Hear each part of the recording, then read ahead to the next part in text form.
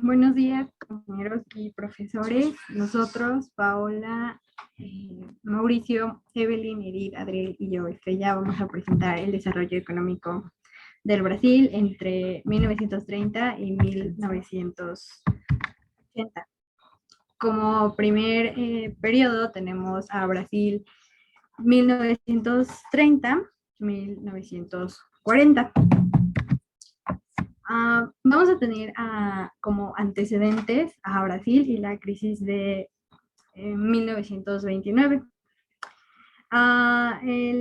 Cuando cae la bolsa de Nueva York el 24 de octubre de 1929, se dice que es el fin de la prosperidad del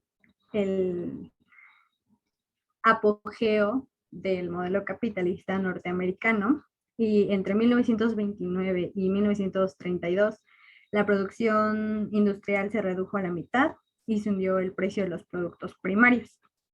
En todo el mundo, miles de personas perdieron sus trabajos y pues el capitalismo vivía su más profunda crisis mundial. La crisis tuvo repercusiones inmediatas en la economía agroexportadora de Brasil. Cayó, o mejor dicho, se desplomó el precio del café, el principal producto de exportación, lo que produjo una variación significativa en la balanza de pagos, haciendo más caras las importaciones debido a la gran devaluación del tipo de cambio. Dicha crisis hizo que las élites económicas y políticas de todos los países buscaran soluciones drásticas. En el caso de Brasil, una vez que sus élites concluyeron que el país no podía quedar rehén de los intereses calificultores de Sao Paulo, nació entre la clase política y empresarial un consenso industrialista.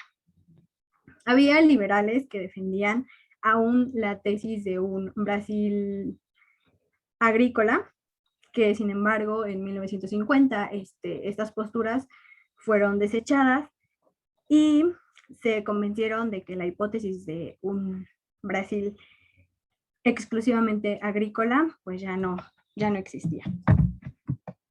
Para encaminarnos al modelo de sustitución de importaciones, vamos a tener un personaje importante, que es Getúlio Vargas. Él está como en el poder en tres etapas. La primera es la República Nova, el segundo el Estado Novo y después, por último, la República Populista. Entonces, Brasil, antes de Getúlio Vargas, era un país predominantemente agroexportador.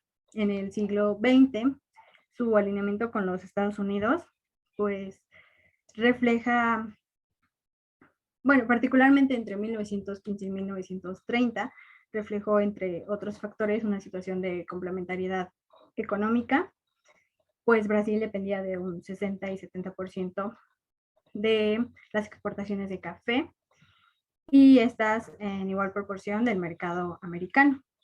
Desde que Getúlio Vargas conquista el poder, con la Revolución de 1930, se comienza a impulsar el proceso de industrialización y diversificación del comercio exterior como un proyecto de Estado.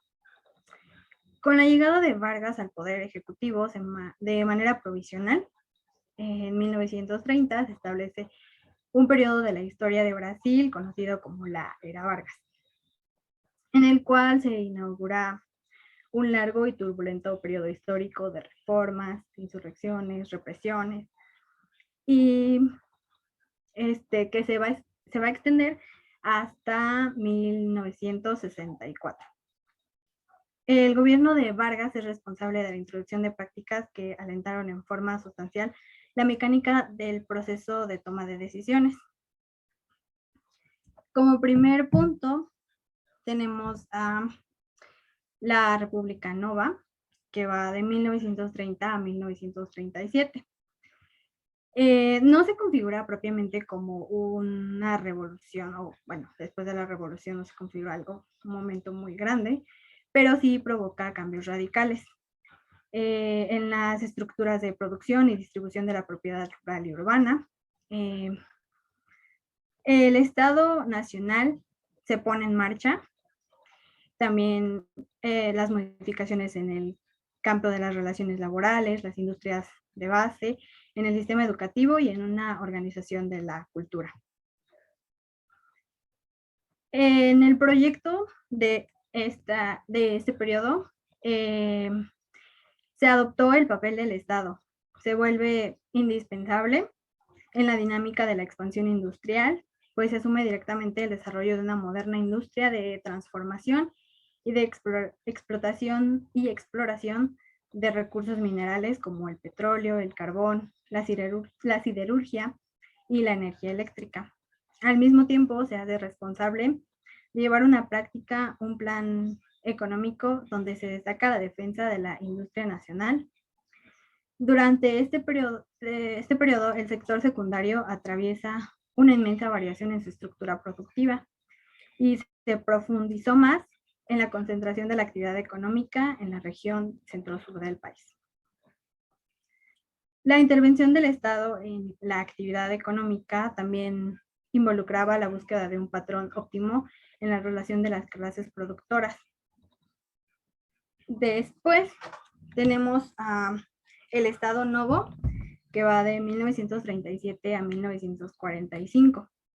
Es un segundo momento y se le conoce como la dictadura del Estado Novo, donde Vargas reafirma su poder jugando de forma alternativa con los grupos progresistas y conservadores, optando finalmente por estos y desarrollando algunas iniciativas reformistas.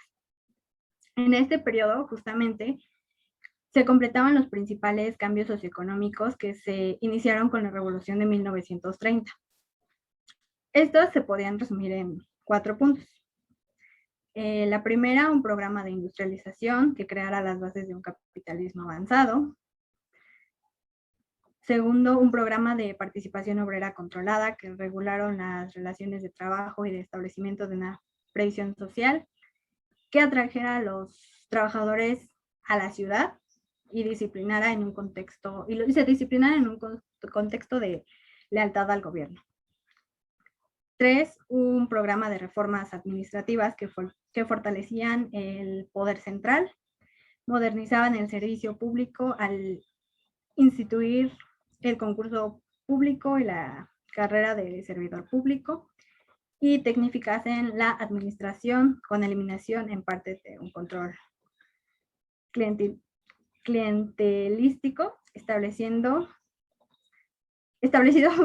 por los políticos tradicionales sobre los cargos públicos, y finalmente una garantía de conducir al país a una política extrema independiente y de afirmación nacional, la cual debía fortalecer la participación del ejército en la administración pública para asegurar los intereses nacionales y el fortalecimiento de las clases medias dentro del Estado.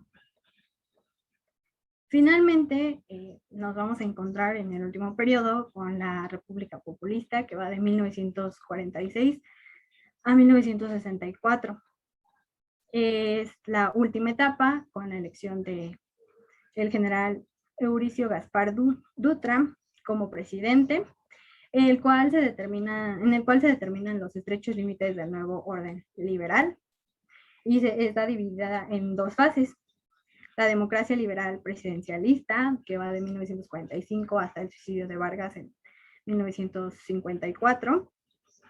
Y la siguiente fase, que es del 54 al 64, que termina con el golpe de Estado. Y esta se denomina como una democracia.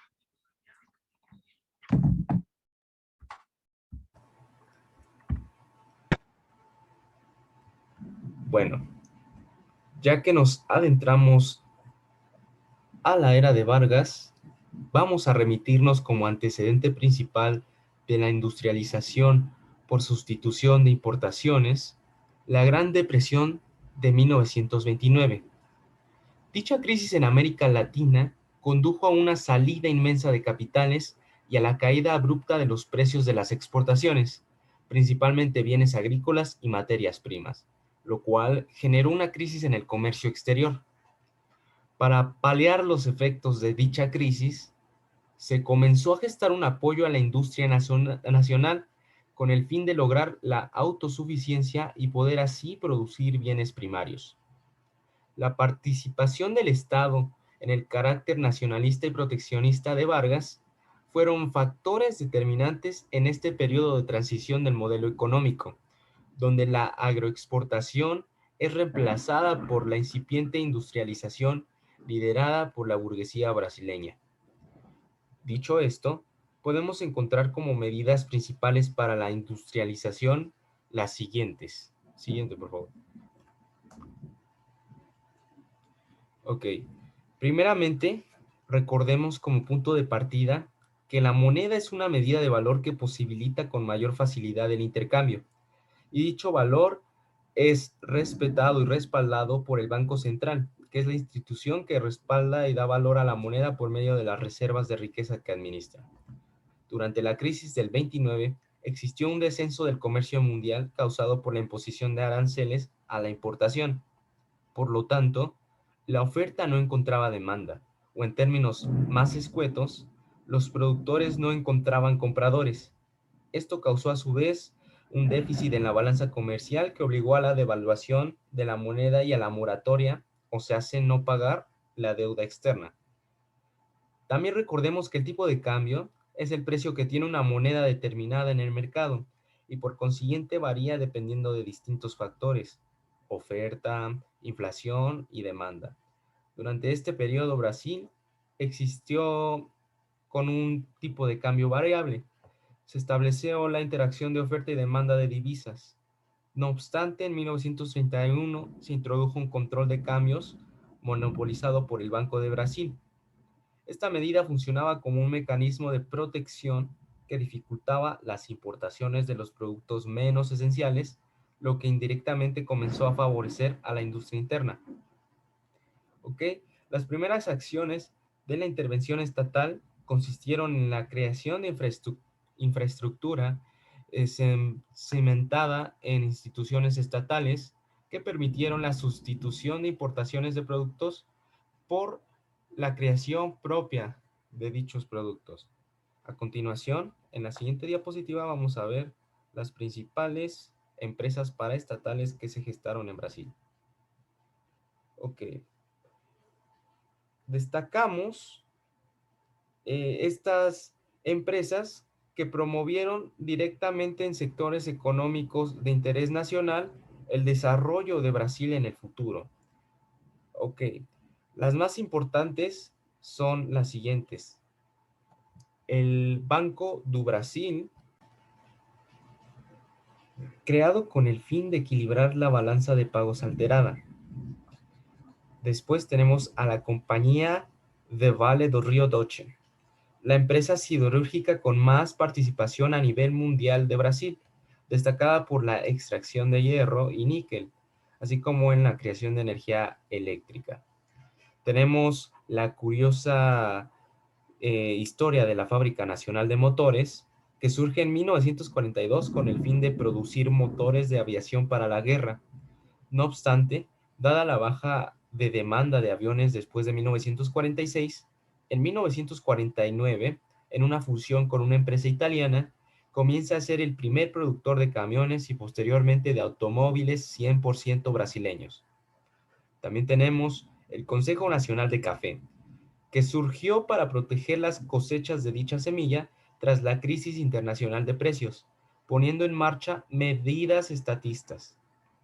Y finalmente, en el 53, en los últimos periodos de Vargas en el poder brasileño, surge la empresa más grande de este país en la actualidad, Petróleos Brasileños, el cual surge de la campaña popular de Vargas con el histórico eslogan de "El petróleo es nuestro". A continuación, para enfatizar más el tema de la industrialización por importaciones, veremos el siguiente video.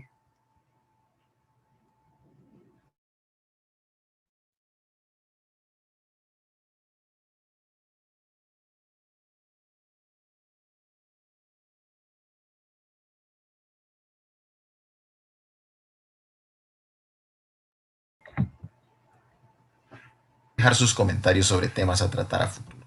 Vamos a empezar. Se dice que el modelo de sustitución de importaciones trata de un tipo de industria que produce bienes de consumo que anteriormente eran importados, básicamente bienes de consumo ligero.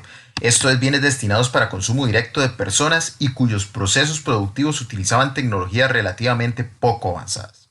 En consecuencia, el aporte de la mano de obra y de las materias primas de origen nacional dentro del valor total de las mercancías resultaba relativamente limitado. Este modelo tiene una serie de características, vamos a ir mencionándolas. La primera es su alto componente importado y en consecuencia su relativamente reducido valor agregado. Una segunda es el carácter ligero de la producción, ya que era una producción de bienes de consumo, alimentos, calzado, jabones, entre otros. También las inversiones de capital nacional eran socios minoritarios del capital transnacional. Una cuarta es que las exportaciones de la industria iban casi en su totalidad hacia los países centroamericanos. Una quinta, un elevado y creciente déficit comercial de la propia industria. Igualmente, se establece un mercado protegido que se llama Mercado Común Centroamericano o Mercomún al nivel de los 5 países del Istmo. También tenemos que la diversificación de la oferta de productos de exportación fue limitada a los tradicionales café y banano. Tan solo se logra dar impulso a la caña de azúcar y a la carne de ganado vacuno. También se genera déficit en la cuenta corriente de la balanza de pagos, ya que se importaba más de lo que se exportaba. Igualmente, hay una modernización de la electrificación de los teléfonos, las carreteras, los puertos y caminos, ya que se rompe con el aislamiento de las comunidades y se integran dentro de un solo sistema económico. Se crea Codesa, que es la Corporación de Desarrollo Costarricense, Sociedad Anónima. Nace como una empresa de capital mixto, con el objetivo de dejar de importar materias primas y maquinarias y ampliar la capacidad de exportación. Entre los logros del modelo están los aspectos sociales, ya que la educación y la salud se hicieron universales, disminuyen las tasas de mortalidad y mortalidad infantil, así como las tasas de natalidad y aumenta paulatinamente la esperanza de vida. Igualmente se logra una mayor movilidad social. Una vez ya comprendido mejor este tema, vamos a pasar a las tablas.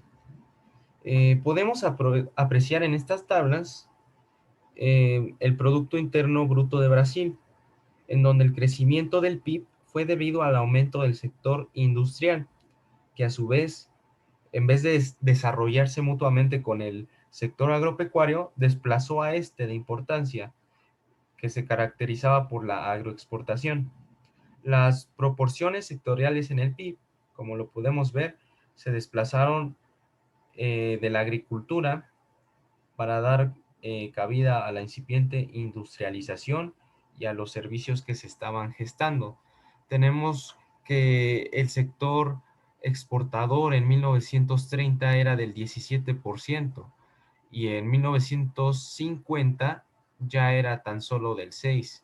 Podemos ver en estas imágenes cómo los campesinos pasaron a migrarse a ser obreros de fábricas y pues esto provocó que la renta generada por la agricultura perdiera el primer lugar en el Producto Interno Bruto de un país tradicionalmente cafetalero.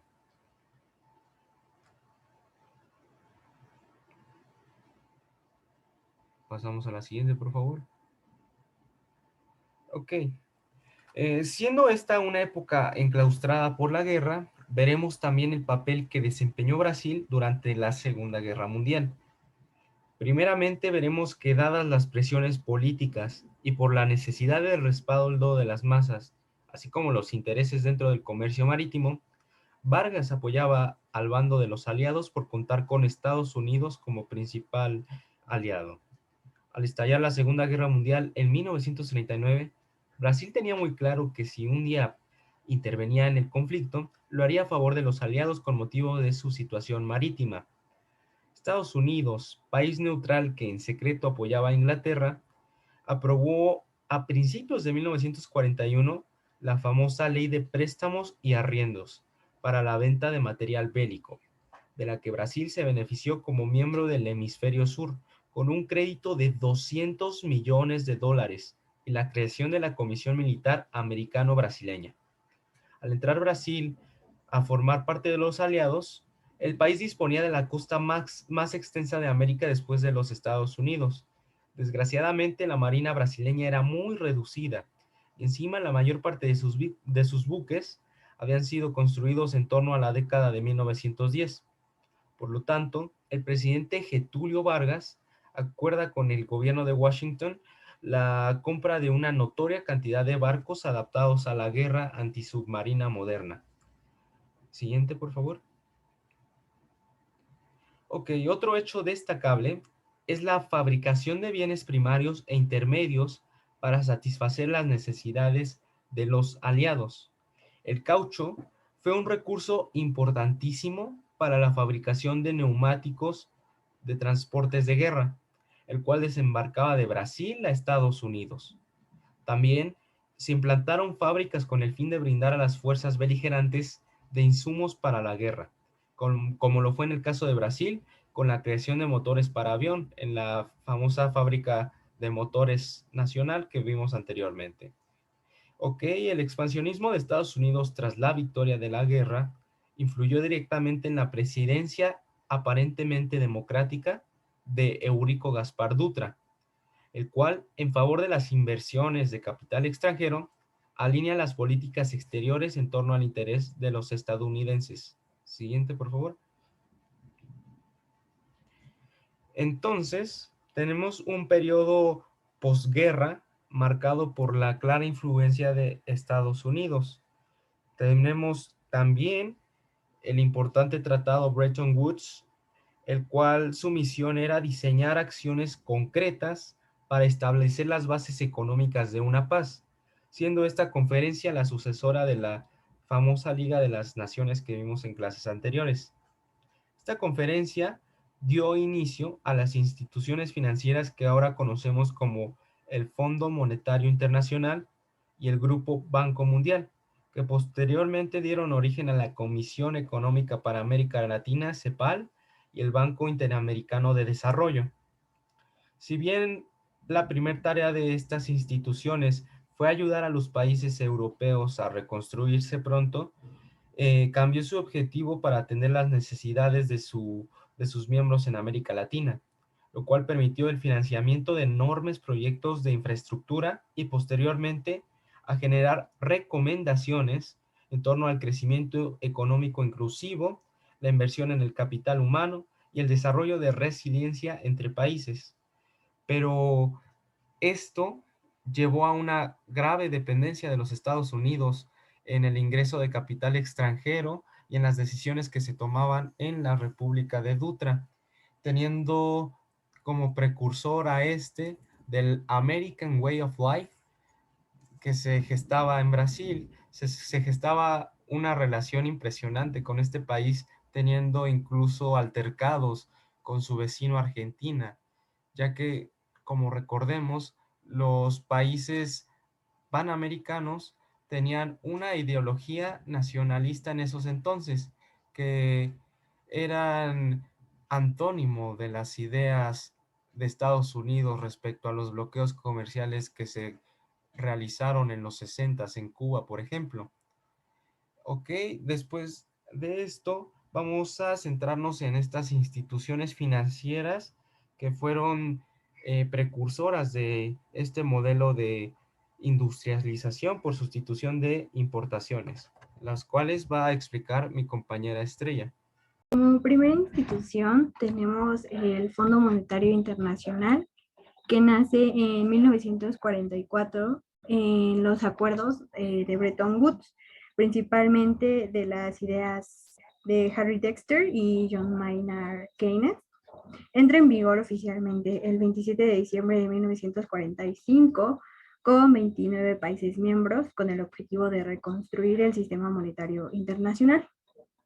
El Fondo Monetario es un organismo especializado del sistema de las Naciones Unidas establecido para contribuir al estímulo del buen funcionamiento de la economía mundial y tiene su sede en Washington, D.C., Estados Unidos. Esta institución central del sistema es la institución central del sistema monetario internacional, o sea, es el sistema de pagos internacionales y de tipos de cambio de las monedas nacionales que permite la actividad económica entre los países. Su fin es evitar la crisis en el sistema, alentando a los países a adoptar medidas de política económica bien fundadas. Como su nombre lo indica, es la institución también es un fondo al que los países miembros que necesiten financiamiento pueden recurrir para superar su problema o los problemas que tengan en la balanza de pagos.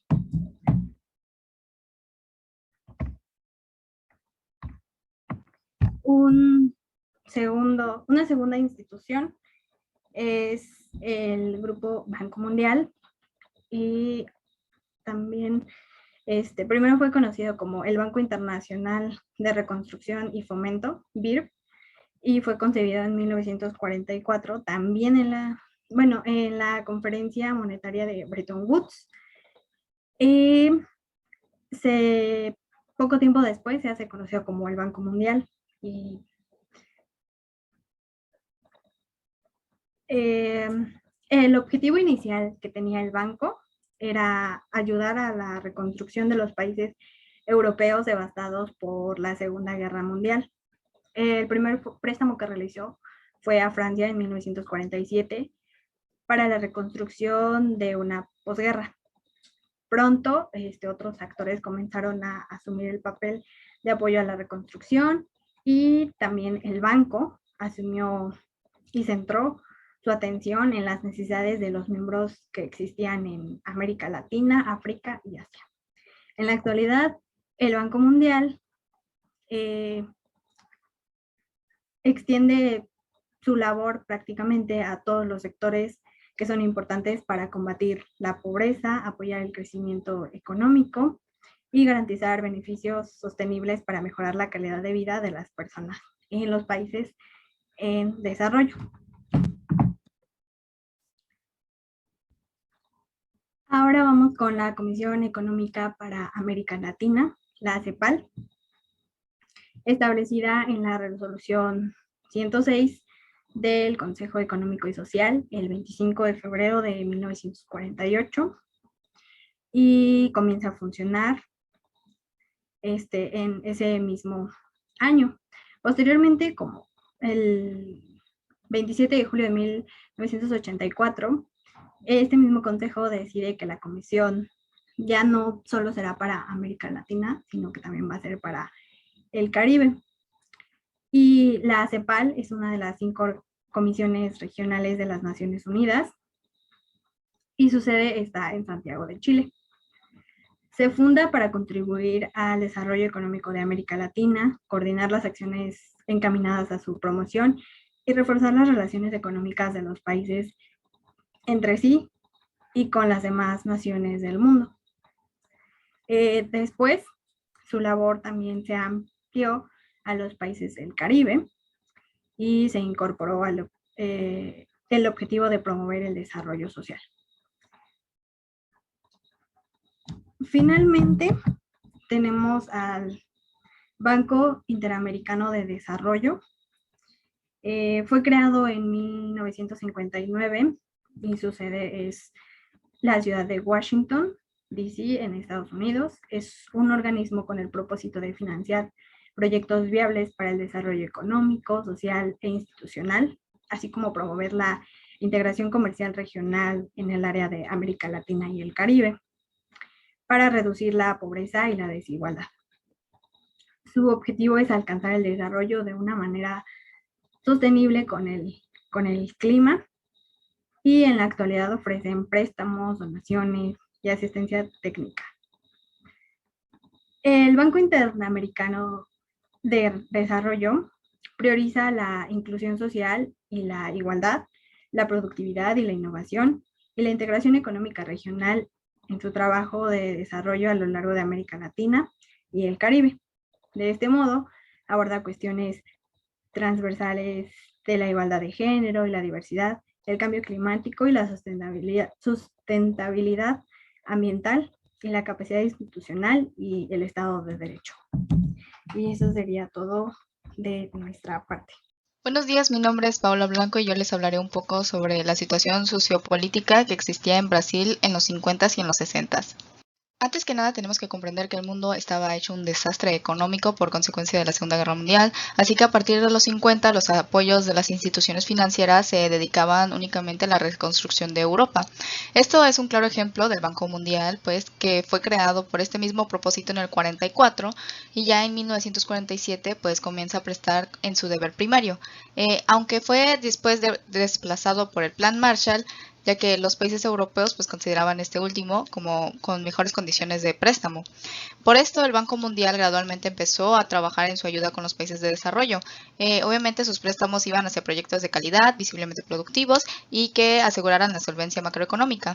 Aún así los 50 fueron años difíciles para esta institución, ya que como no tenían un peso como institución en sí, y aparte de que no tenían una investigación, no se caracterizaban por tener una investigación económica, pues usualmente terminaban dando mensajes confusos sobre cómo otorgar sus préstamos. Aún así, el banco siguió dando préstamos para países latinoamericanos que consideraban en estado de desarrollo y para darles estos préstamos pues buscaban tener un buen comportamiento del deudor, que era de liquidación de deudas, solución de demandas que resultaron en la expropiación de fondos extranjeros, políticas fiscales y monetarias sanas, pero no podemos dejar de lado también a instituciones como el Banco Interamericano de Desarrollo, que básicamente no criticaba las políticas proteccionistas de estos países porque tenían una empatía hacia estos. En 1960 y 1972, pues el 47% de los préstamos que fue dado por este banco fueron asignados a agricultura, saneamiento, desarrollo urbano y a la educación.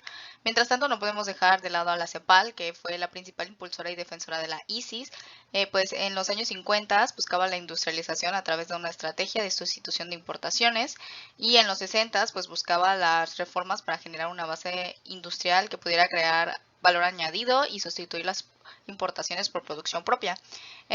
Bueno, estas políticas en específico, la CEPAL, que pues ayudaba a los gobiernos de los países latinoamericanos, pues limitaba a los bancos sus préstamos sobre las industrias.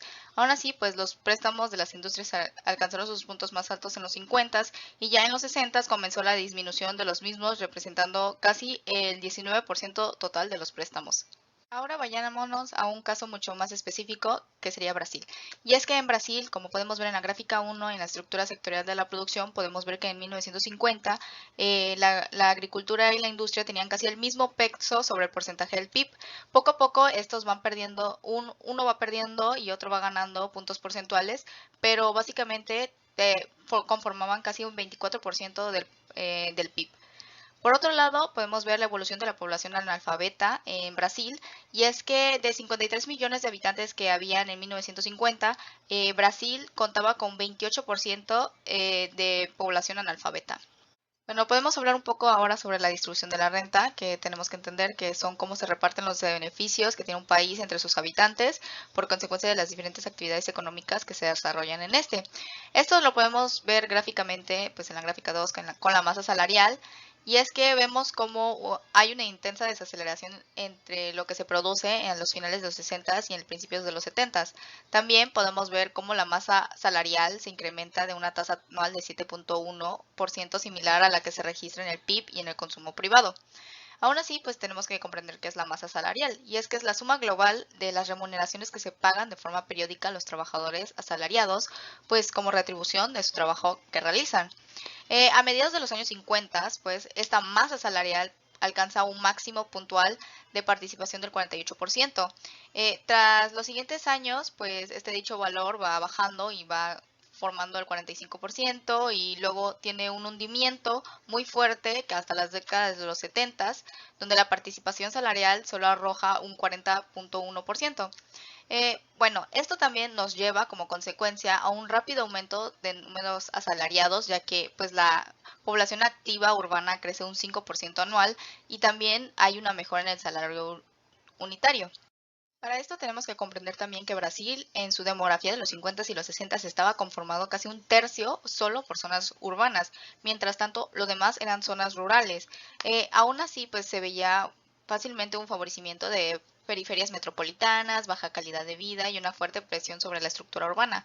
Cuando hablamos sobre estructura urbana nos referimos hacia higiene, viviendas, trabajo, etcétera. Bueno, podemos hablar un poco sobre la crisis cafetera. Brasil siempre ha sido un monopolio, pero en 1929 comienza poco a poco a perderlo. Ya en 1950, cuando comienzan a iniciar estas producciones en las jóvenes plantaciones, que es Colombia y África, la oferta se dispara, como podemos ver en la gráfica que tenemos a un lado. Aún así, en 1954, los consumidores norteamericanos comienzan un boicoteo del café porque consideraban que los precios eran muy elevados. A partir de este momento, pues los precios caen, como podemos ver en la gráfica también, y ya que en un contexto general, pues había una sobreproducción. Aún así, Brasil se va a cuidar muy bien, ya que empieza a tener colaboración internacional con países productores cafeteros, que sucedería en el 1956 y 1961. Latinoamérica en este contexto ya producía el 50% del café en el mundo y Brasil contribuía con 44 millones de sacos ya en 1959. Hablaremos un poco sobre el presidente Vargas, más precisamente sobre 1951-1954. Él fue el candidato presidencial exitoso del Partido Laborista brasileño con un amplio apoyo populista. Bueno, el gobierno de Getúlio Vargas intenta un plan vanguardista para incrementar la economía, donde buscaba construir y modernizar puertos, carreteras, ferrocarriles, además de incrementar la producción de acero, fierro y energía eléctrica, así como la prospección del petróleo y la energía atómica. Su gobierno también estaba caracterizado por su política externa. En esta, pues el capital extranjero, mayormente norteamericano, debido al debilitamiento europeo y japonés en este periodo, pues instala sobre todo sectores de montaje y finalización de productos. Se trata de forzar compresiones y créditos internacionales para que los gobiernos nacionales brasileños instalen una infraestructura que permita una mayor tasa de inversión al capital estadounidense. Ya entre 1950 y 1955, el capital nacional, en torno a este periodo también de Getúlio Vargas, intenta orientar la creación de esta base de infraestructura para su propio desarrollo, con la sensación del crecimiento de la competencia extranjera. Aún ya, como saben, también estaba cuidando pues el sentimiento nacionalista. A pesar de todo, pues Getulio fue duramente criticado, se le retiró su apoyo popular y había también dos proyectos de desarrollo que estaban en contra. El país se divide y es que en cuestión del petróleo, ya que algunos pensaban que una empresa estatal brasileña tenía que tener el control sobre el petróleo, mientras que otros pensaban que la prospección, la refinería y la distribución de estas tenían que ser a partir de empresas privadas, ya sean extranjeras o brasileñas. También hubo un pleito con el proyecto 1516 que defendía un rígido monopolio estatal. Después hubo una unión de la oligarquía y los militares que finalmente nos llevó al triste suicidio del presidente Vargas. Brasil en general parece empezar a sufrir los principios de una crisis económica, de inflación, de malas relaciones con Estados Unidos, los problemas políticos y los problemas energéticos. Aún así, pareciera que esto hubiera favorecido a Brasil, ya que en 1950 y 1965, como podemos ver en la gráfica que tenemos a un lado, el PIB de Brasil sube casi 128%. Y lo podemos también ver en comparación de Argentina, que solo sube un 66% en este periodo. Se rompe esta relación que tenían de igualdad que llevaban desde 1900 entre Argentina y Brasil.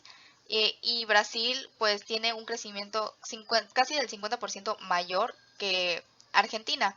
Y es que Brasil crece en una tasa de 5.6% anual en comparación del 3.4% de Argentina de ese mismo periodo. Ahora hablemos un poco de Juscelino Kubitschek, y es que él llegó a tener un acuerdo entre el capitalismo nacional y el internacional, se montó un fuerte esquema de protección en su mercado nacional. Esto también se pudo ver en 1958, donde este presidente tuvo que entablar relaciones con la FMI, el Fondo Monetario Internacional, para recibir un préstamo de Estados Unidos de 300 millones de dólares. Finalmente, Kubitschek rechazó las condiciones impuestas por el FMI y prescindió del préstamo. El capital nacional y los tecnócratas hicieron un enorme esfuerzo a costa de la explotación del proletariado y del sector agrario para crear las bases de la industrialización del país en esta época. Como dije anteriormente, la explotación del proletariado y del sector agrario nos llevó a muchos movimientos sociales también. Uno de ellos es el máster que surgió en Río Grande do Sul a los años 50, que creado por el Partido Laborista brasileño. Este movimiento pues presionaba al gobierno para realizar asentamientos y funcionó solo hasta 1964.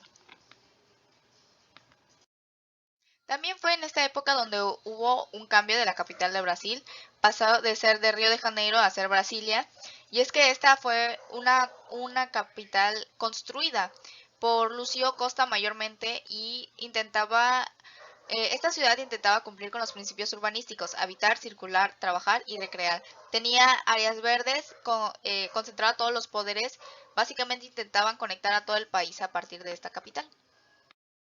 Con João Goulart en 1961 a 1964, los préstamos del Banco y del Fondo Monetario Internacional fueron suspendidos durante 3 años, lo podemos ver en la gráfica que tenemos a un lado. También pondría en práctica una reforma agraria radical, haría la nacionalización de las refinerías de petróleo, y el PIB había bajado un 7% en 1965 y miles de empresas habían llevado a su bancarrota. Hubo 4 aspectos muy marcados en este gobierno, y uno fue la censura y el control político en la prensa y en el arte, también la persecución sobre los oponentes políticos. El régimen autoritario, pues se vivía un régimen que había empezado con la promesa de volver a ser un régimen democrático, pero en realidad duró 21 años. 3, los intentos de sindicalización campesina, que culminarían en la creación de 1963 con la Confederación Nacional de Trabajadores Agrícolas. Y 4, el golpe de Estado de Brasil de 1964, con el objetivo de parar el avance del movimiento popular del vicepresidente João Goulart, acusado de ser comunista. Vamos a hablar un poco en el siguiente video, espero que les guste.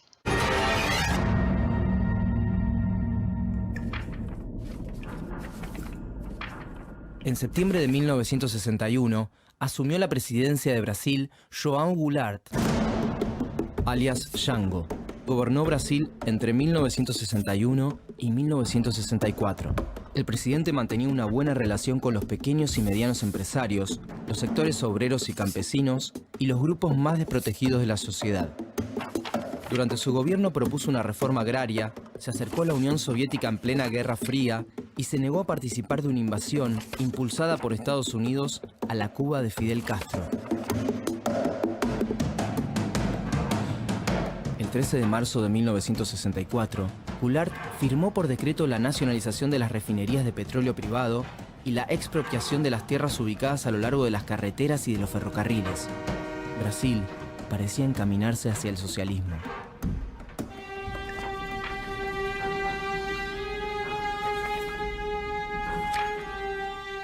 Seis días después, 500.000 personas se concentraron en São Paulo para manifestarse en contra del gobierno en la Marcha de la Familia con Dios por la Libertad. Las clases media y alta temían el avance del comunismo, pero la convocatoria a la marcha no fue espontánea. Detrás de la organización estaba la CIA. En este escenario, el 25 de marzo, la Marina inició un motín encabezado por José Anselmo dos Santos, alias Cabo Anselmo. Nació en Itaporanga da Ajuda el 13 de febrero de 1942. Años más tarde, durante la dictadura, se infiltró en la guerrilla y entregó a decenas de militantes populares, incluso a su propia esposa. El Cabo Anselmo lideró el reclamo de 2.000 marinos de Guanabara que exigían un aumento salarial. El levantamiento llevó a los altos mandos a cuestionar cada vez más al presidente. El golpe de Estado estaba cerca.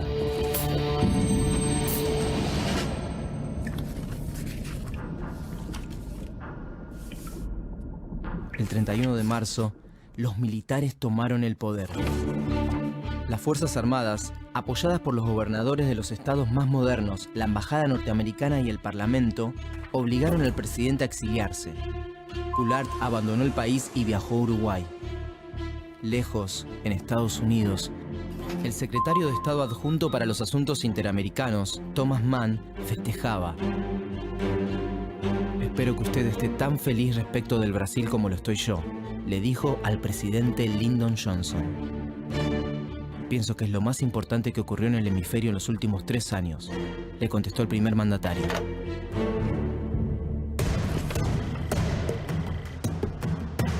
Dos semanas después, asumió la presidencia de Brasil el primero de los 5 generales que ocuparon el poder durante 21 años, Humberto Castelo Branco.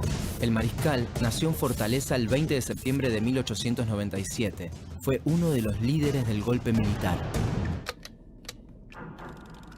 Caminharemos para a frente com a segurança de que o remédio para os malefícios da extrema esquerda não será o nascimento de uma direita reacionária.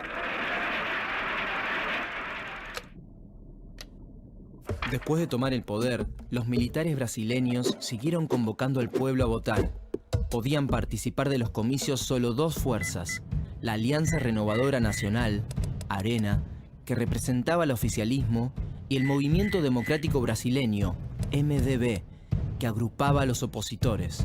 Quedaban excluidos del juego electoral los políticos señalados como peligrosos para la seguridad nacional. A diferencia de otras dictaduras, el régimen potenció la industria en vez de destruirla.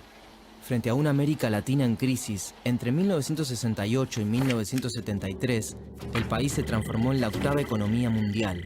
La dictadura presentaba sus logros como el milagro brasileño. Pero la contracara del éxito fue la miseria y el hambre. Brasil aplicó un plan de ajuste dictado por el Fondo Monetario Internacional que mandaba a enfrentar la inflación a través de una reducción en los salarios. En la década de los 70, la pobreza afectaba al 49% de los brasileños, en Argentina al 8%. La proporción de indigentes en Brasil alcanzó el 25%, en Argentina solo el 1%. Hola, muy buenos días compañeros. En esta ocasión les voy a exponer sobre la industria de la influencia extranjera en Brasil en los años 50 y los años 60. A principios de los años 50 nos encontramos con el panorama general de la Segunda Posguerra Mundial, en donde las potencias centraron sus esfuerzos hacia sus mercados internos y el financiamiento se centraba en Europa, con tal de reconstruir este continente que había quedado destruido después de la Segunda Guerra Mundial. Por lo que en la mayoría de las naciones latinoamericanas se decide seguir con la industrialización por sustitución de importaciones. Y no solo eso, sino que durante esta época se consolida este tipo de políticas.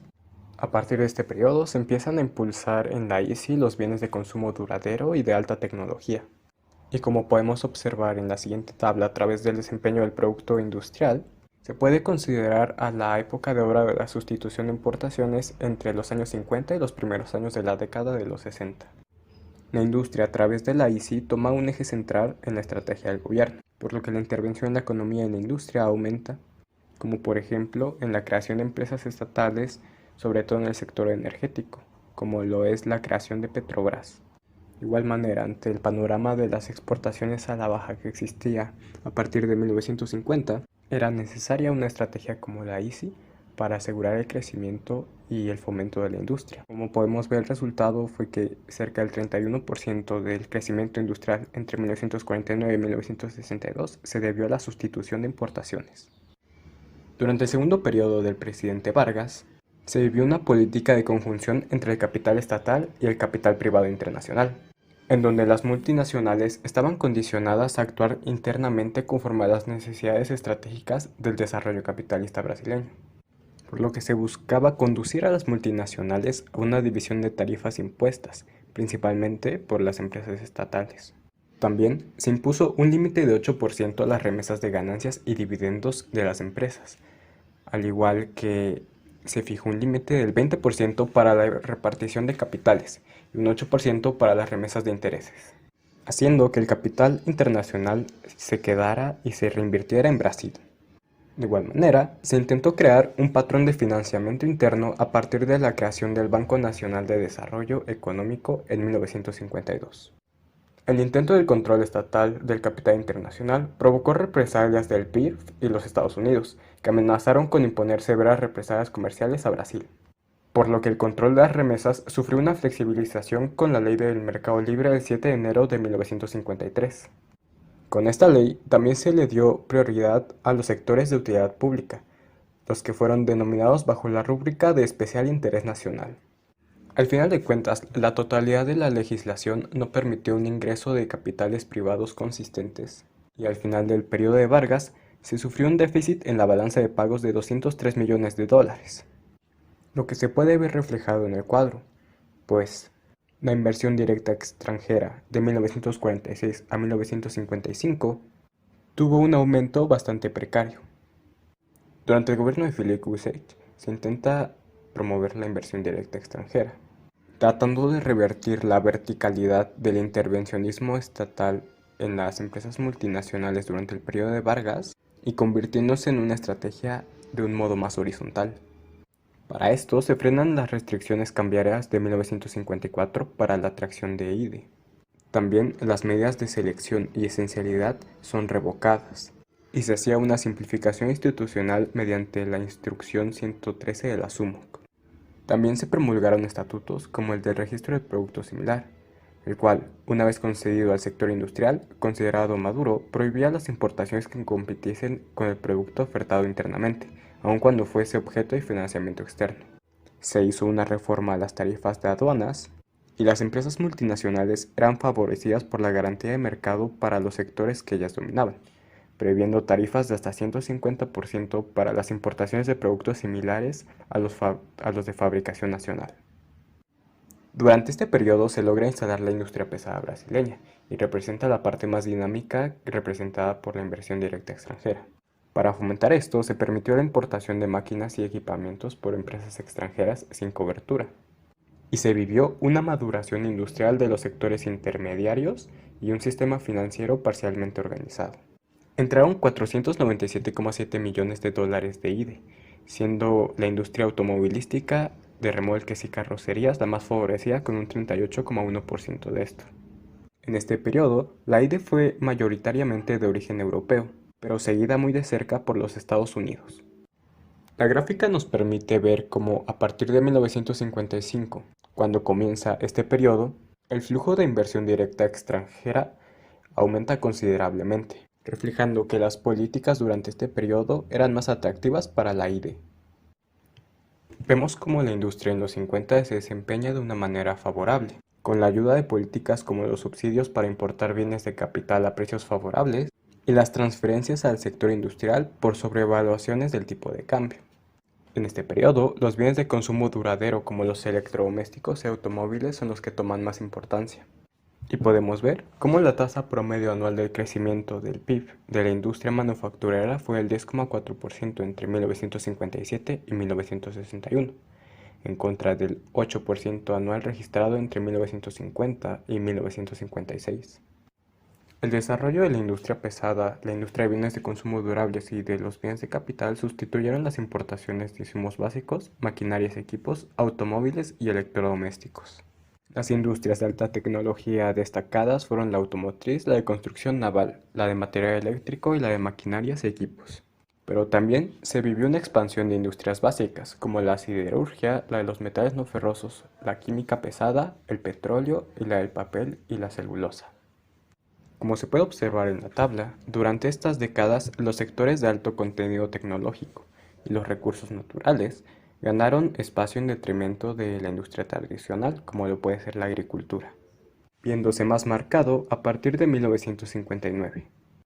Se debe seguir resaltando el destacado crecimiento de la industria automotriz en Brasil durante los años 50 y los años 60, pues en este periodo se consolidaron las bases para una de las industrias más importantes de Brasil hoy en día. De igual manera, la producción nacional de automóviles estimuló el establecimiento de un sistema complejo de proveedores a través de Brasil. Las marcas que llegaron en los años 50 a Brasil fueron Mercedes-Benz, Volkswagen, Toyota y Chrysler, siendo Volkswagen la más destacada de estas. Al inicio de los 60 y con la entrada de Goulart al gobierno, se observó un decrecimiento en las tasas de inversión, por lo que se opta a unas políticas un poco más reguladoras respecto al gobierno de Kubitschek. Para empezar, se plantea solucionar los problemas del déficit en las cuentas externas a partir de la economía de recursos cambiarios con la Instrucción 204. Con la Ley de Remesas de Ganancias se impone un límite de 8% para las remesas de intereses. Se genera una subfacturación a las exportaciones para poder promoverlas. Y se intenta tener un mejor control de los capitales extranjeros a través de la observancia con una escala de prioridades que ven por el interés nacional brasileño. Estas medidas desestabilizan las expectativas de nuevos inversionistas extranjeros, Con la instauración de la dictadura militar con el gobierno de Castelo Branco, se aboga por un mejor trato para el capital internacional, por lo que el límite de las remesas de ganancias aumenta su límite de un 10% hasta un 12%, haciendo que las expectativas de acumulación de las empresas multinacionales mejoren. Y esto se le aunaba a la Instrucción 289 que presentaba facilidades para el acceso a la liquidez internacional. Esto provocó una discrepancia entre las facilidades concedidas al capital internacional después del golpe de 1964 y el tratamiento ofrecido al capital privado nacional. La industria en los años 60 se encuentra marcada por el declive del ritmo de crecimiento en la economía, siendo necesario promover las exportaciones, pues el mercado interno se debilitaba. En la búsqueda de mercados exteriores se resultó en la tasa de crecimiento de las exportaciones manufactureras 2 veces mayores. Sin embargo, en la fase de desaceleración económica, que se comprende entre 1962 y 1967, se registra una caída del crecimiento industrial, siendo el sector de bienes de capital el más afectado por la reducción de inversiones. Es hasta 1968, en vísperas del milagro económico, que se vuelve a tener un nuevo ciclo de rápido crecimiento económico.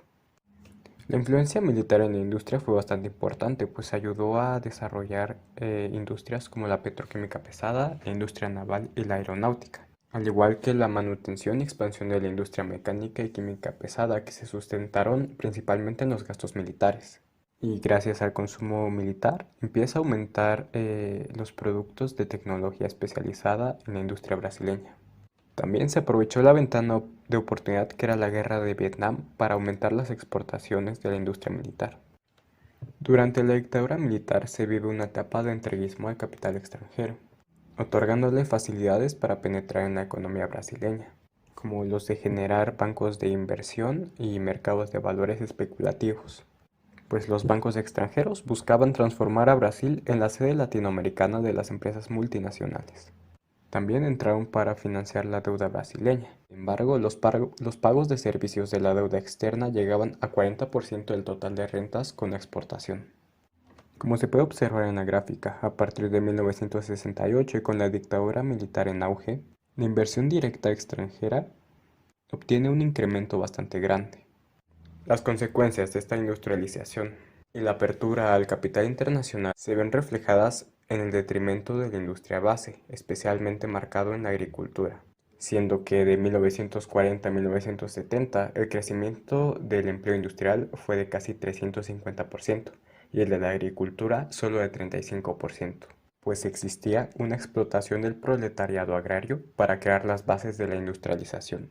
En general, la población brasileña fue afectada en favor de las empresas, como por ejemplo con las contenciones de salarios a favor de las ganancias de las empresas, lo que repercutió en la masa salarial, disminuyendo a partir de los años 50, como se puede observar en la gráfica, siendo esto uno de los principales factores para que el mercado interno se deprimiera. Hola, buenos días. Mi compañera Edith y yo, Evelyn, les vamos a hablar sobre el agotamiento de la sustitución de importaciones a principios de los años 70 a los años 80. Primeramente les voy a hablar sobre la exportación del café en Brasil. Cabe recalcar que el café surgió en Brasil como una alternativa de desarrollo económico, por lo tanto el café es la principal exportación agrícola a comienzos del año de 1970, representando el 50% del total de las exportaciones. Hace presencia la aplicación de incentivos a las exportaciones manufactureras. La tasa de crecimiento de estas exportaciones fue 2 veces mayor que el correspondiente al total de exportaciones de 1965 y 1975. Esto resultó en un crecimiento de las exportaciones en los sectores desarrollados en el periodo de la sustitución de importaciones en la posguerra. Estos sectores abarcan vehículos automotores, equipos de transporte y comunicación, construcción de navíos, hierro, acero, químicos básicos y construcción de aviones. Este desempeño en las exportaciones brasileñas se vio reflejado en los años 1960. Es por eso que a principios de este mismo año, Brasil tuvo una participación en la Organización Internacional del Café. Esta es la principal organización intergubernamental que reúne a gobiernos de países exportadores e importadores buscando el desarrollo del sector cafetero mundial mediante la cooperación internacional. Gracias a dos factores productivos del café, se pudo facilitar la exportación de este producto agrícola en Brasil. Uno de los principales factores es la tierra, ya que Brasil cuenta con una alta disponibilidad de tierra, aproximadamente 8.5 millones de kilómetros cuadrados. El segundo factor es la mano de obra. Brasil contaba con una excelente organización de la mano de obra, de las cuales se basaba en diversas etapas de siembra y recolección de este llamado grano de oro. En esta gráfica podemos observar la participación de las exportaciones del café en Brasil en 1953 a 1960. Se sabe que en 1950 Brasil fue responsable de alrededor de la mitad de las exportaciones nacionales. En la gráfica se muestra una declinante participación porcentual de café en las exportaciones de Brasil durante los últimos 50 años, pasando de un 70% a tan solo 2% en el último año. En este mapa se observan los principales exportadores del café, que es Colombia, Brasil, Alemania y Vietnam. Hablando específicamente de Brasil, este obtiene una ganancia de 4.371 millones de dólares. Tiene una producción anual de 2.594.100 toneladas, que representan el 30% de la producción a nivel mundial. Hola, buenos días. Mi nombre es Edith Sánchez y en este caso yo les voy a explicar un poco de las políticas públicas y la industria durante los años 70 y 80. Principalmente voy a tocar los siguientes puntos, que es la intervención del Estado, es decir, cómo va a actuar como principal protector de las industrias y la creación, obviamente, de las industrias paraestatales. En segundo momento voy a hablar de la apertura económica, cómo es que Brasil intenta hacer una economía abierta. También voy a tocar un poco acerca de la industrialización. Voy a hablar también del milagro económico brasileño, las consecuencias que trajo, cómo es que se llevó a cabo, etc. También, obviamente, el impacto que va a tener en la balanza de pagos y, finalmente, las altas tarifas y los subsidios. En primera instancia, voy a iniciar con la intervención del Estado. Debemos conocer que una de las principales características de un sistema de sustitución de importaciones va a ser la intervención del Estado en la economía, obviamente basados en esta teoría keynesiana, en donde el Estado es el principal coordinador y planificador de la economía. Una de las principales cosas que va a hacer el Estado es la emisión de políticas industriales. En este caso, para 1967, la mayor parte del gasto público era para la inversión de industrias estatales. De hecho, se deja de lado la inversión en sectores como la educación y la salud. Estas políticas sí ayudaron, de hecho, junto con las políticas comerciales que vamos a ver un poquito más adelante, van a ayudar a la evolución de la industria pesada, siderúrgica, petroquímica, de la energía hidroeléctrica, entre otras. De hecho, se incrementa un 23.6% al año a partir de 1967 el consumo de bienes duraderos y un 18.1% de bienes de capital. A continuación, mi compañera Montserrat les va a explicar un poquito más acerca de este proceso de industrialización por el cual pasó Brasil a partir de finales de los 60, inicios de los 70 y un poco de la estructura de las exportaciones que se llevan a cabo. A continuación les voy a hablar sobre la industrialización durante este periodo de tiempo en la sustitución de importaciones. Estos son los principales 5 puntos importantes que se deben mencionar en este proceso de industrialización. El primer punto explica que con respecto al desarrollo de la sustitución de importaciones, también se deriva un desarrollo social. A medida en que la sustitución de importaciones crecía, también se notaba una evolución en los indicadores sociales. En esta gráfica se muestra la evolución de la tasa de analfabetismo en Brasil en 1920 a 2000. Se puede observar que en 1940 la tasa de analfabetismo era de solo 43%. Esta se va reduciendo un 27.3% después de 1970. También se presenta un crecimiento positivo del empleo en el sector industrial. A medida en que el alto crecimiento y la sustitución de importaciones aumentaban, también aumentaba la posibilidad de la expansión de la población empleada en el sector industrial. Brasil buscaba reducir informalidad y desempleo y aumentar la población económicamente activa en el país. Es por ello que con este crecimiento en el sector industrial aumenta la productividad 4 veces superior a la de la agricultura. Entre 1940 y 1970, el crecimiento del empleo en el sector industrial fue casi de 350%, mientras que en la agricultura fue solo de 35%. También hubo una expansión de exportaciones dentro de este último periodo. En esta gráfica podemos observar que las exportaciones han tenido un crecimiento sostenido durante las siguientes 5 décadas. Se puede observar que de 1964 a 1985 hay una constante lineal que va en aumento. Posteriormente, entre 1997 a 1999, hay inestabilidad en la gráfica. Esto se debe a la devaluación de la moneda brasileña. Dentro de esta gráfica se puede observar la composición de las exportaciones brasileñas. Estas van a estar divididas en manufacturados, productos básicos o materias primas y semi-manufacturados. Aquí podemos observar que en 1977 Brasil se sigue considerando un país predominante exportador de productos primarios, con un patrón de comercio exterior similar al de los países en vías de desarrollo. De 1974 a 1979, importaciones tienen un crecimiento positivo, pero limitado. Me gustaría hacer una breve pausa para explicar los distintos tipos de bienes que existen. Recordemos que tenemos bienes de capital, que son bienes destinados en la producción de otros bienes o servicios. Estos pueden ser maquinaria, inmuebles, instalaciones o infraestructura. También tenemos bienes intermedios, que son aquellos que agotan su proceso productivo y son utilizados para elaborar un producto final, por ejemplo, la madera, el combustible o la harina. Por último, tenemos bienes de consumo, que son bienes que se adquieren en el mercado por un determinado precio. Estos ya están listos para satisfacer de manera directa las necesidades de los individuos, por ejemplo, la comida o la ropa. Una vez recordado eso, ya podemos comenzar a explicar esta gráfica.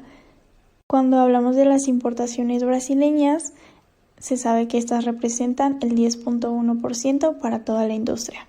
Estas tuvieron un impacto más grande para los bienes de capital, que representan un 16.1% del crecimiento.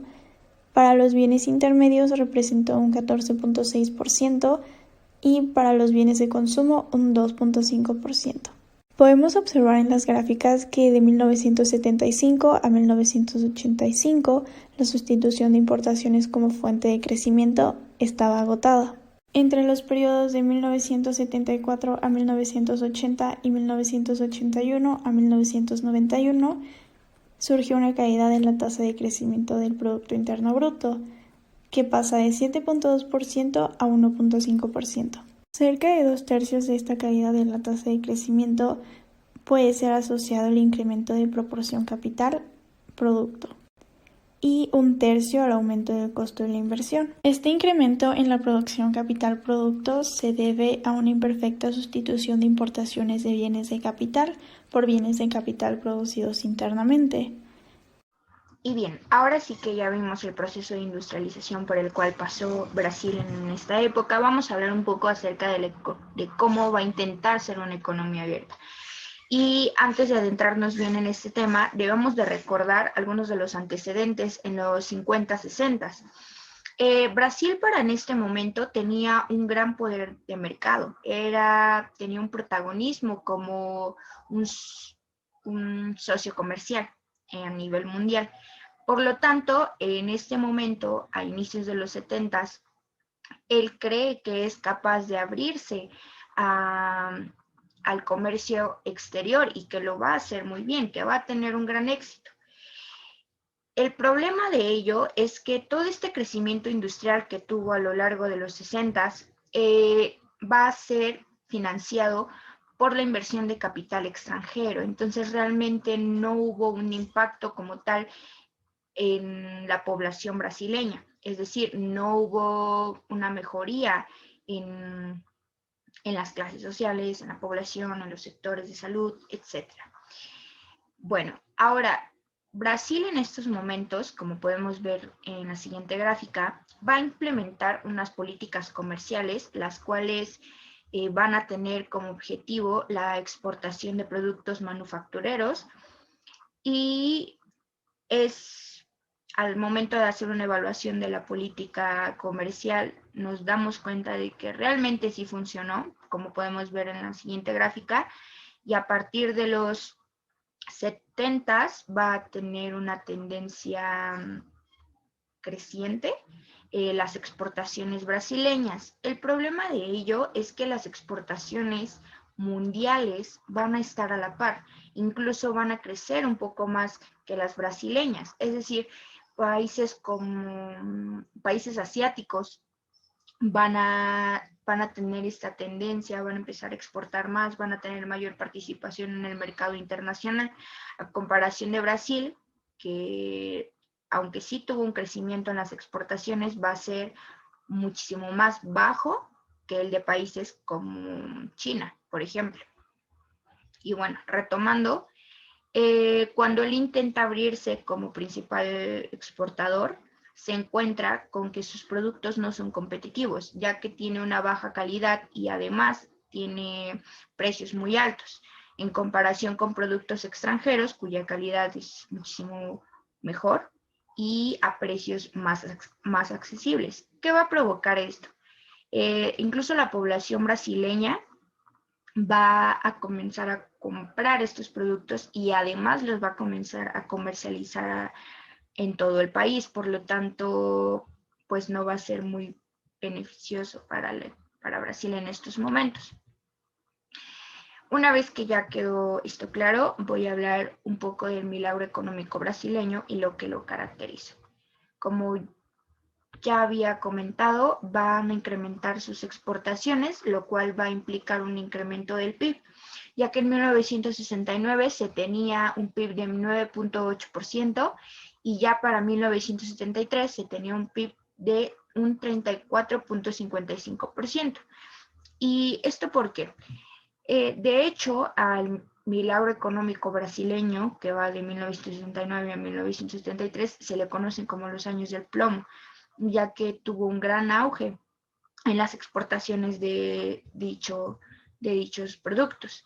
Y por ejemplo, aquí podemos ver una gráfica que va a representar este crecimiento del PIB a lo largo del milagro económico brasileño. Sin embargo, a finales va a terminar muy devastada la economía brasileña. Pero continuemos. Otra de las principales características de este periodo es la inflación. Para 1974 ya se tenía una inflación del 34.55%, es decir, el crecimiento económico iba a la par de la inflación. Entonces ahí se pone en duda de si realmente hubo un crecimiento económico. Por ejemplo, aquí tenemos una gráfica de la tasa de inflación de 1970 a 1984 y como podemos ver, a inicios de 1970 pues ya se tenía una tasa de inflación como de un 25%, y ya para 1980 ya se alcanzan tasas hasta el del 100% y ya para 1984 hasta del 200%. Entonces, el incremento de la inflación iba más acelerado todavía que la del PIB. De hecho, se calcula que el crecimiento del PIB iba a un 2% por cada año y la tasa de inflación por año era de hasta un 20%, o incluso más. Otra de las características de este periodo es el aumento en la concentración de la renta y la desigualdad. ¿Qué quiere decir esto? Los pobres se van a hacer más pobres y posteriormente les voy a explicar por qué. Un aumento en la tecnología y en la industria, derivado de la inversión de capital extranjero. El problema de ello es que para poder lograr este tipo de inversiones van a tener que cobrar impuestos muchísimo más bajos que en comparación que otros países, y lo vamos a ver un poquito más adelante. Otra característica fue el incremento de las exportaciones de productos manufactureros, como ya nos explicó nuestra compañera Montserrat. Durante este periodo, como vimos, al inicio funcionó muy bien. Sin embargo, al final ya estaba en caída. Entonces, el gobierno de Kubitschek va a intentar que Brasil siga con este crecimiento económico. ¿De qué manera? Va a intentar incentivar la integración nacional, implementando programas en transportes, en energía, en estrategia militar. Pues de qué manera también va a crear grandes infraestructuras. El problema de ello y de esta dictadura durante el milagro económico es que se tenía una gran represión en los medios de comunicación. Por lo tanto, los medios de comunicación no podían hablar acerca de estos proyectos. ¿Y por qué se quería hablar de estos proyectos? Porque el capital para la elaboración, para la construcción de estas infraestructuras, no se sabía realmente de dónde venía. Por ello es que los medios le llamaban proyectos faraónicos, porque no sabían de dónde venían y pues ya había como algo turbio por ahí, por así decirlo.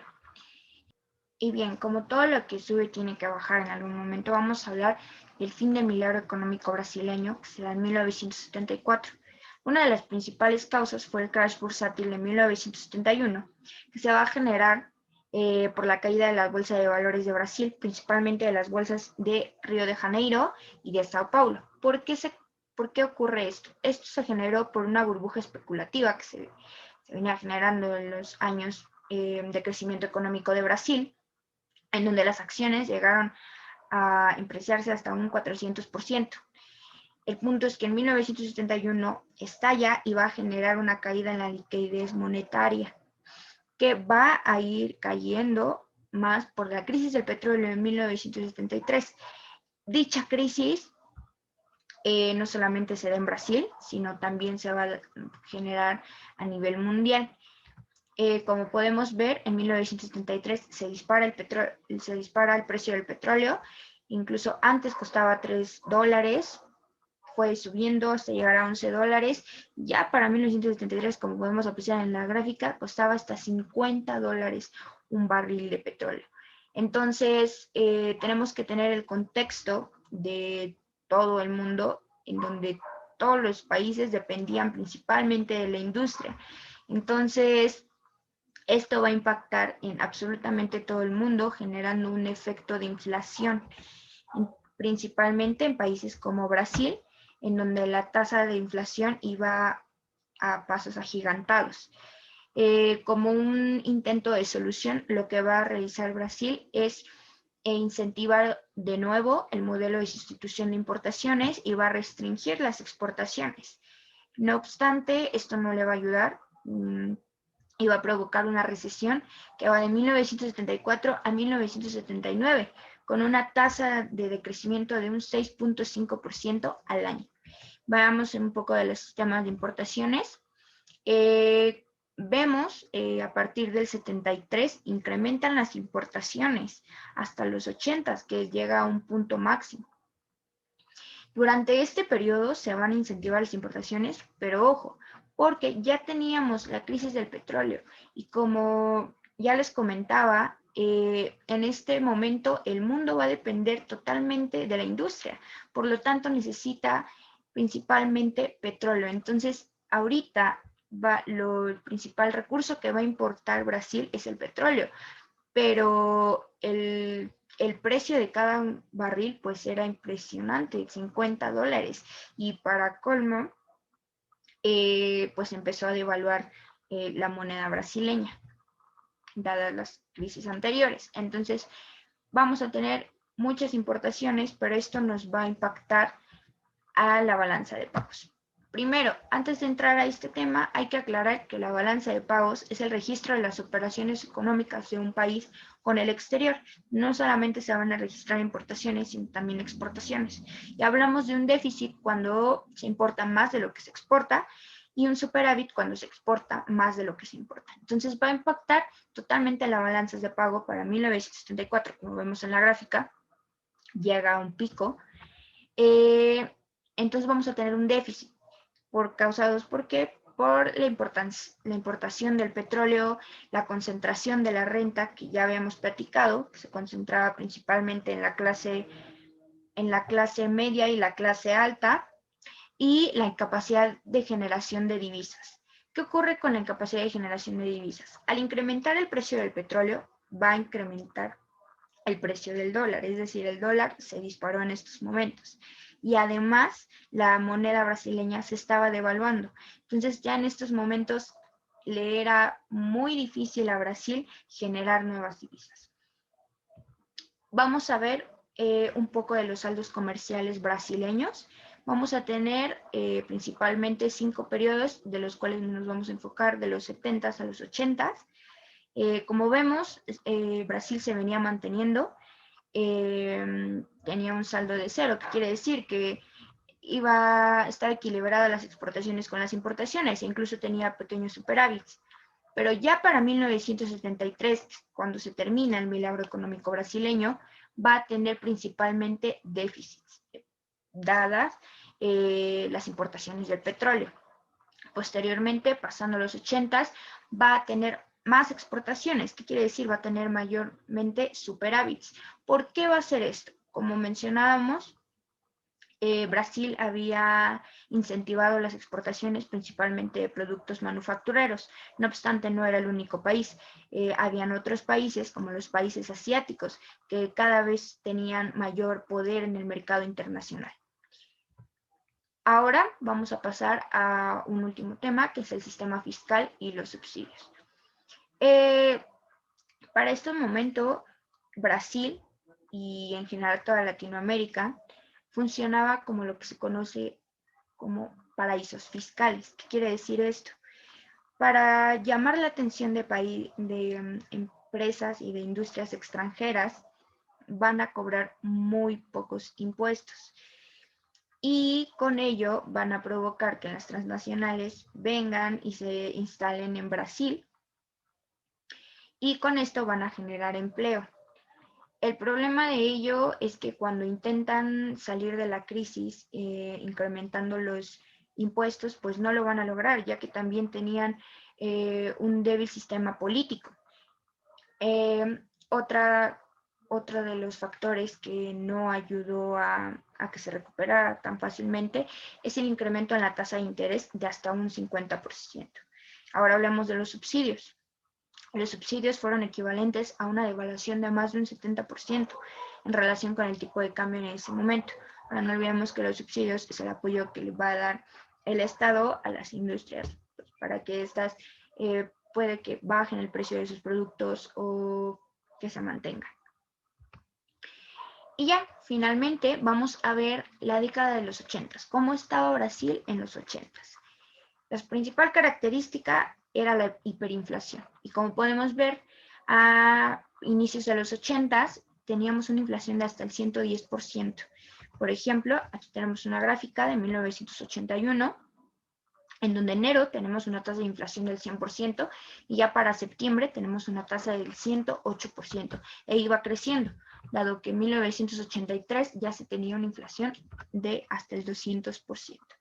Entonces, además de la hiperinflación, vamos a tener a un país endeudado, principalmente con Estados Unidos, derivado de las importaciones del petróleo, un aumento de la pobreza extrema y además una devaluación de la moneda brasileña, que era el cruzeiro, incluso perdió totalmente su valor, por lo que el gobierno brasileño va a implementar un plan al cual se le denominó el Plan Cruzado en 1986, el cual consistía en introducir una nueva moneda, el denominado Cruzado Novo.